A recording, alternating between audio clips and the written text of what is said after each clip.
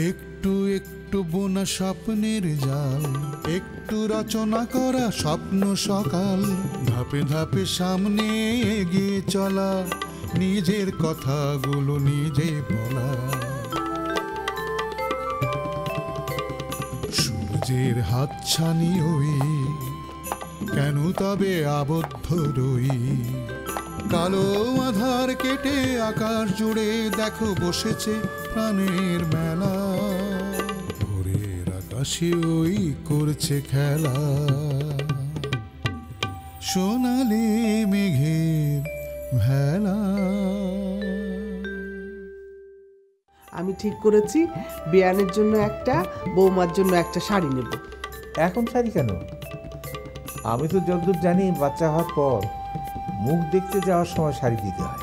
এই যে তুমি আজকে এসে আমাকে জড়িয়ে ধরে নাচানাচি করছো, আনন্দ পাচ্ছ, এই কাজটা সবার আগে কার করার কথা বলো? কার আবার? ভাইয়ার। তুই বিয়েতে রাজি না এই কথাটা বললে সবাই তোর থেকে আঙুল তুলত, এই জন্য তুই এমনভাবে শর্তটা দিলি যাতে সাপও মরে লাঠিও না ভাঙে। বেশ করেছি, আমার যা ইচ্ছে হয়েছে আমি তাই করেছি। আমি ওর সঙ্গে কমিটমেন্ট করেছি যে ওর সমস্ত ধরনের মেডিকেল সাপোর্ট আমরা দেব, সেক্ষেত্রে ওদিকটাও যেন ঠিকভাবে হয় সেটা তুমি নিজে দেখবে। বাট এনিওয়ে আমাদের তো আসলে শ্রাবণের একটা রিপ্লেসমেন্ট দরকার।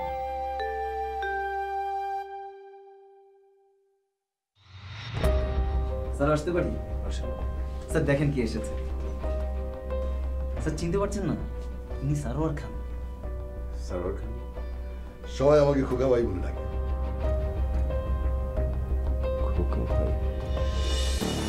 মেয়েটার আমার নাটকে অভিনয় করার খুব শখ, দু একটা নাটক করেওছে। তারপরেই পরে ওই খোকা ভাইয়ের খপ্পরে একটা ভালো সিরিয়ালে চান্স করিয়ে দেবে বলে ওকে টোপ দেয়, আর তারপর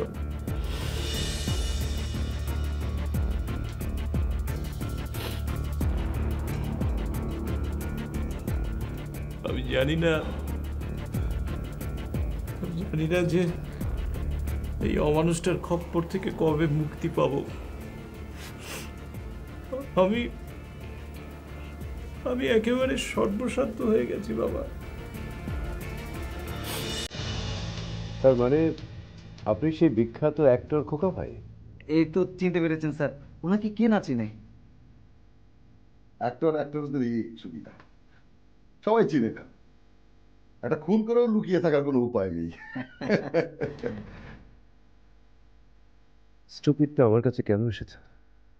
ও মাই গড, মারিয়া লোনের ব্যাপারটা খোকা ভাই জেনে গেলে সর্বনাশ হয়ে যাবে।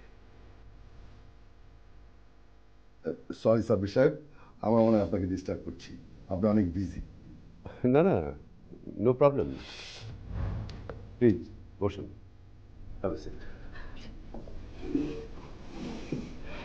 স্যার খোকা ভাই বিজনেস শুরু করতে যাচ্ছিলেন, উনি হেমায়তপুরে জায়গাও কিনেছেন, ব্যাংকের একটা লোন চাইছেন স্যার। ও আচ্ছা আচ্ছা। স্যার এই যে একটা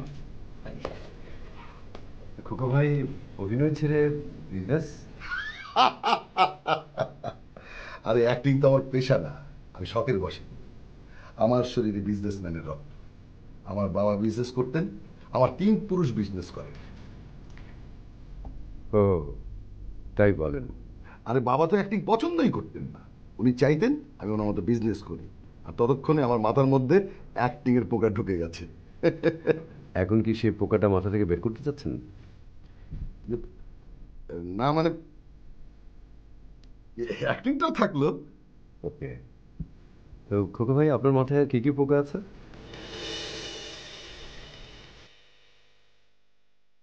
মানে? না না, মানে কিছু না, একটু ফান করলাম আর কি। ও তাই বলেন, আমি তো ঘাবড়ে গিয়েছিলাম। ঘাবড়ে তো তুমি যাবেই খোকা ভাই, মুখোশ পরে থাকলে সব চেহারা আড়াল করা যায় না। আপনি ঠিক বলেছেন স্যার, খোকা ভাইয়ের মাথায় আসলে অনেক রকম পোকা আছে। এনিওয়ে, চা দিতে বলি? না না, আমি চা খেয়েই বেরিয়েছি। যে আপনি যদি একটু কৃপা করেন তাহলে আমি বাবার ইচ্ছেটা পূরণ করতে পারি। রাইট, আমি আগে ফাইলটা ভালো করে পড়ি, তারপর নাহলে এ বিষয়ে আলোচনা করা যাবে। Thanks mister Sabbir. আসুন না আমার ওখানে, আড্ডা মারা যাবে। আমার অবশ্য সেরকম অভ্যেস নেই, আসা যাবে, চলেও আসতে পারি। Most welcome. Thank you. আমার কার্ডটা রাখো। জি, আসুন।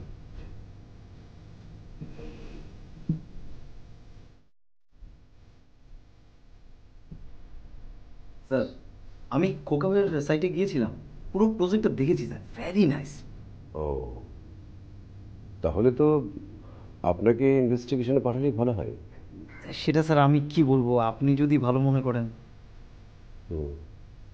ওকে, থ্যাংক ইউ স্যার।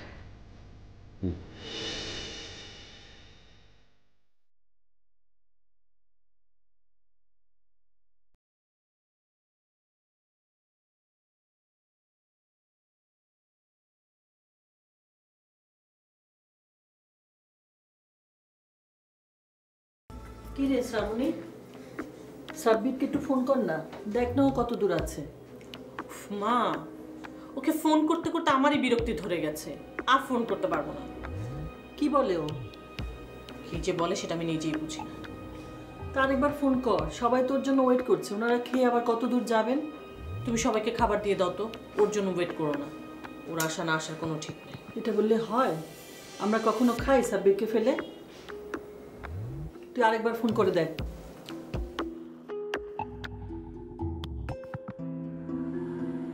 সাবিরটা যে কি করে, মান সম্মান রাখতে জানে না। কত রাতেরও হুঁশ আছে। ভাইয়ার জন্য ওয়েট করে লাভ নেই বাবা, ও আসবে না। কেন আসবে না? কেন? বাড়ির জামাই না, ভাব দেখাচ্ছে। এটা কোনো কথা হলো? একটা খুশির খবরে আমরা সবাই এক জায়গায় হয়েছি, একসঙ্গে খাবো, হইচই করবো, তারপর চলে যাবো। আচ্ছা, ওর কি সাধারণ সৌজন্যবোধটাও দিন দিন কমে যাচ্ছে নাকি? বাবা, আমার মনে হয় ভাইয়া খুশি হয়নি। এটা আবার কোন ধরনের কথা? বাচ্চা হবে শুনলে কোন বাবা না খুশি হয়? আর কেউ না পারলেও তোমার ছেলে পারে। সৃষ্টিকর্তা সবাইকে তৈরি করেছে দোআঁশ মাটি দিয়ে, আর তোমার ছেলেকে তৈরি করেছে শিলা মাটি দিয়ে, তাও আবার কঠিন শিলা। কি যে বলিস না তোরা, ওর কাজ কামও তো থাকতে পারে। পারে, অবশ্যই কাজকর্ম থাকতে পারে, কিন্তু তোমার কি ধারণা ভাইয়া কাজের জন্য আসছে না? এখানে অন্য অঙ্ক আছে। আমি ওসব অঙ্ক টঙ্ক বুঝি না। তোরা না কেউ কোনো কথাকে সহজভাবে নিতে জানিস না। এসবের ভেতর আবার আমাকে টানছো কেন? টানবো না? তুইও তো বাড়ি ছেড়ে অন্য জায়গায় আছিস, বৌমাও তো তাই, শুধু সাব্বিরের দোষ কেন? তোরা কেউ কি আমাকে শান্তিতে থাকতে দিবি? কেউই শান্তিতে থাকতে দিবি না। আমিও তো সেই ভাইয়ার জন্যই বাড়ি ছেড়ে চলে গেছি। ভালো কথা, তোদের সবকে তো সৃষ্টিকর্তা শিলামাটি দিয়ে তৈরি করেছে। আমার পেটটা একটা শিলামাটির ভাণ্ডার, তোদেরকে আমি পেটে ধরেছি। আহা, তোমরা কি এই বাড়িতে এসে ঝগড়াঝাড়ি করবে নাকি? এসব বাদ দাও, আমরা খেয়ে দিয়ে চলে যাই। ও আসে আসুক, না আসে না আসুক। আনো না, যা তো, বৌমাকে বল টেবিলে খাবার রেডি করতে।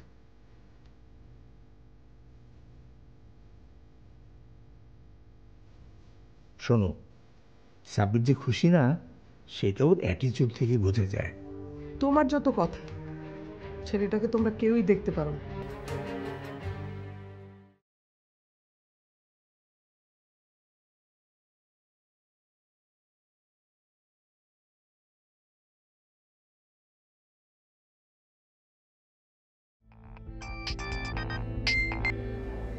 আবার কি হলো?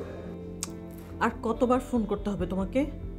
ফোন করার তো দরকার নাই, কেন বারবার আমাকে ফোন করে ডিস্টার্ব করছো? তোমাকে ডিস্টার্ব করার আমার কোনো দরকার নেই। মা সবার সামনে বিব্রত হচ্ছে, বারবার বলছে তোমাকে ফোন করতে, তাই ফোন করছি। আমিও বারবার বলছি আমি যাব না, তুমি বলে দাও। এরকম করো না প্লিজ। আচ্ছা, আমার জন্য না হোক, তুমি মায়ের কথা চিন্তা করে একবার আসো, সবাই তোমার জন্য বসে আছে। সম্ভব না। তুমি আসবে না? না না, ভালো হবে না বলে দিচ্ছি। রেস্টুরেন্টে বসে বসে গিলছো, আর সবাই তোমার জন্য না খেয়ে বসে আছে। আর বলছো তোমার কাজ আছে। আমি রেস্টুরেন্টে বসে খাচ্ছি, তোমাকে কে বলল? তুমি কি ত্রিনয়নী নাকি?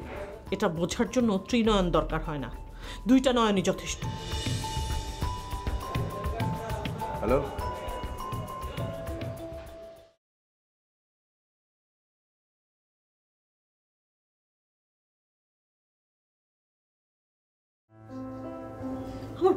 আমার ধারণা ভুল হলে সবার জন্য মঙ্গল।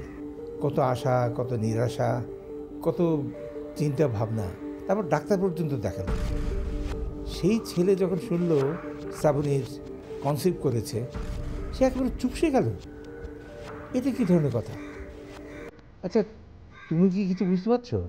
না, কিন্তু খুশি হবে না কেন? খুশি না হবার কারণ কি? আমি তো কিছু বুঝতে পারছি না। তুমি ওকে জিজ্ঞেস করো, এটা কেমন কথা? এত বড় একটা খুশির খবর, আর যে বাবা হবে সেই খুশি না, তা কি করে হয়?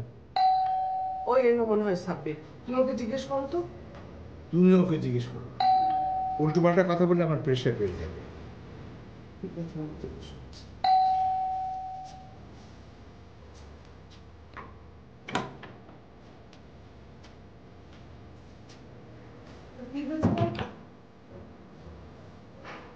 কই কিছু হয়নি তো? কিছু হয়নি বললেই হলো? অত করে ওরা ডাকাডাকি করলো, তুই গেলি না। ও বাড়িতে কি মনে করলো আমাদের বলতো? আমি তো বলেছি আমি যাব না, আমার কাজ ছিল। কি এমন কাজ? মাঝরাতেও যাওয়া যায় না? সব কথার উত্তর দিতে হবে মা? আমি আছি আমার যন্ত্রণা নিয়ে। তো তোর যন্ত্রণাটা কি শুনি? থাক, এসব শুনে তোমাদের কি হবে? আচ্ছা, তুই অন্তত একটা কথা আমাকে বল, সুখবরটা পাওয়ার পর তুই বৌমার সঙ্গে একটিবারের জন্য দেখা করতে গেছিলি? বললে বলবি সময় পাসনি। এটা কোনো যুক্তি হতে পারে না। যাইনি, যাব। আমি তো বলিনি যাব না, আর সময় তো চলে যাচ্ছে। গেলেই ভালো।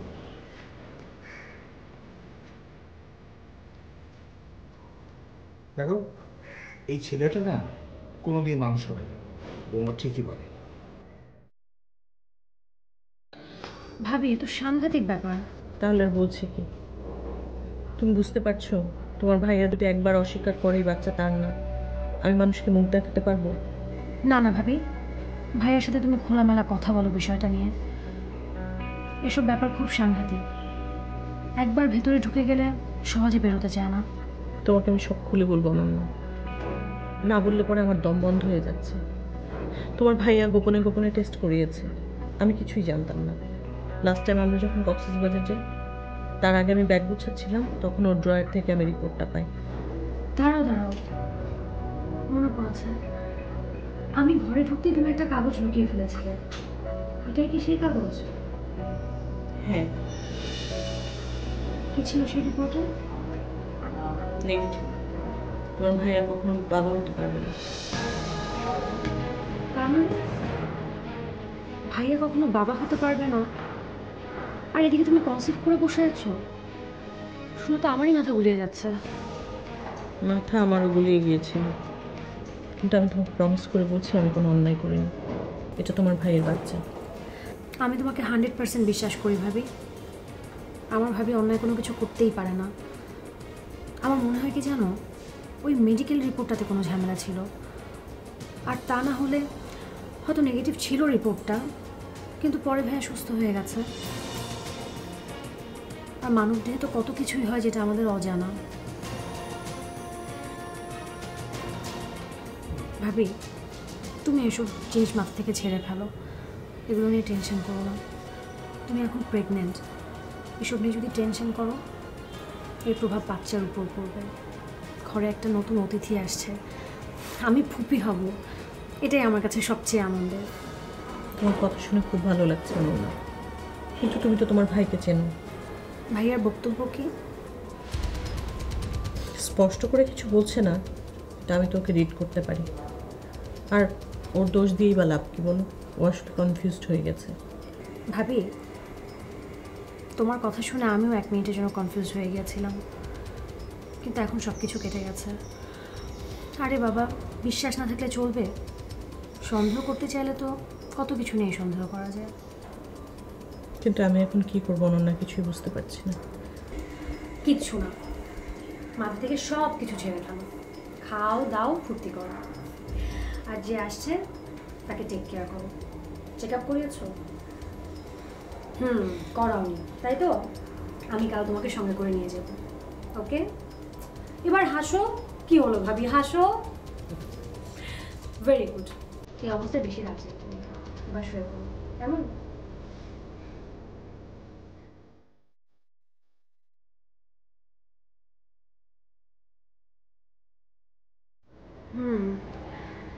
এখনের বুঝ তো দিলাম, কিন্তু এই ঝড় সহজে থামবে বলে মনে হয় না। ম্যাডাম, আমার কাছে একজন লোক আছে, ডাকবো? এক্সপিরিয়েন্সড, শ্রাবণের চেয়ে ভালো কাজ বুঝে, ট্যালেন্ট, আবার হার্ড ওয়ার্কার। আপনি যদি বলেন আজই ডাকি। না, কিন্তু লোক তো একজন লাগবে, অনেক কাজ জমে আছে, ফাইলের স্তূপ। আমি জানি লোক লাগবে, কিন্তু ম্যানেজার সাহেব, কাজ যেহেতু আমার, তাই আপনার চেয়ে দুশ্চিন্তা আমার অবশ্যই বেশি, তাই নয় কি? জি। সো ডোন্ট ওয়ারি, এদিকটা আমি দেখছি। জি।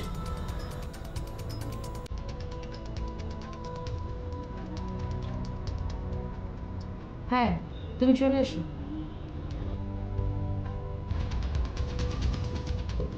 ম্যাডাম যদি ফ্রেন্ড আসছে, তাহলে আমি উঠি।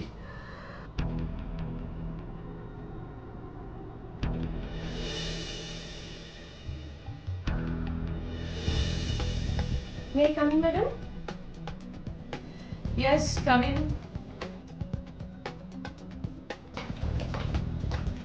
Good morning, madam. Good morning, sir. কাজল? জি স্যার। কি আশ্চর্য, আমি তো ওকে চিনতেই পারিনি। Strange, how could it possible? সবকিছুই সম্ভব হয়েছে ম্যাডামের জন্য।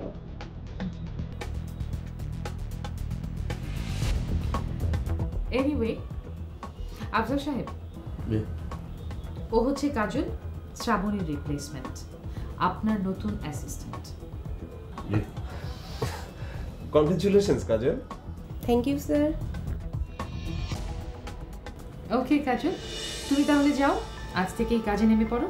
ম্যানেজার সাহেবের সঙ্গে গিয়ে তোমার কাজকর্ম বুঝে নাও, ঠিক আছে? Okay madam. ম্যানেজার সাহেব, আপনি তাহলে কাজলকে সঙ্গে নিয়ে যান। জি।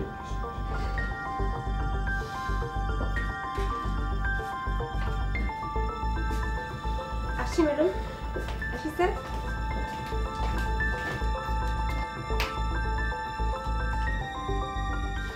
উপমা, তুমি পারো। কোত্থেকে একটা মরচে পড়া থালা তুলে এনে ঘষে মেজে একেবারে চকচকে করে ফেললে।